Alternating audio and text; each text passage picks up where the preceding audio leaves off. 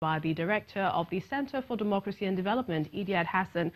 Thank you so much once again for joining us as we analyze what's happening in our political atmosphere. I mean, the last time we spoke, we talked about the progress of all the stakeholders, all the players, ahead of the forthcoming elections, but a lot have happened since. So let's get your thoughts. Take, for example, the Onoge saga. I mean, are you convinced that perhaps Nigeria is on the right track, saying we just have 2 weeks to the elections?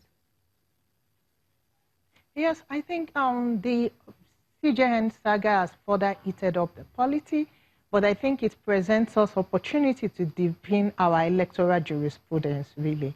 Because as you know, there is a case in the Supreme Court, and for all and most of us now that the NJC has referred the petition to them and has given them 7 days within which to answer, all we can do is to keep our fingers crossed and wait for the outcome of the NJC investigation.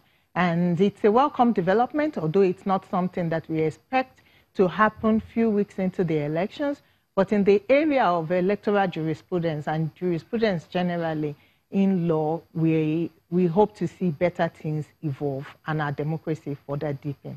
But aside the issue of Onohe, which is ongoing and which has a lot of implication on the forthcoming elections, it's also important to note that we see all the actors are now actively campaigning as against what was previously obtainable at the end of 2018. But most people have argued that the campaigns haven't been issue-based.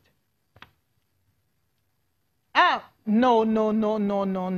There is nothing like issue-based campaign. In fact, if you compare it to the 2015 elections, we could even argue that maybe it was a bit of more of issues. Now people are just pouring invectives onto the other party. The social media is very, very tense and very, very plural, with very venom being poured on people. And while we witnessed videos being played on TV station in 2015 elections, that has come back on the social media. The same kind of disinformation campaign that was launched has now appeared on social media in form of 2-minute videos, call it nukes, now dispensing things that will further, information that will further divide the polity. And fake news is actually controlling the elections rather than issues. Let's ask, female participation in the elections in terms of candidates, also in terms of voter education, sensitization, participation, how would you rate it?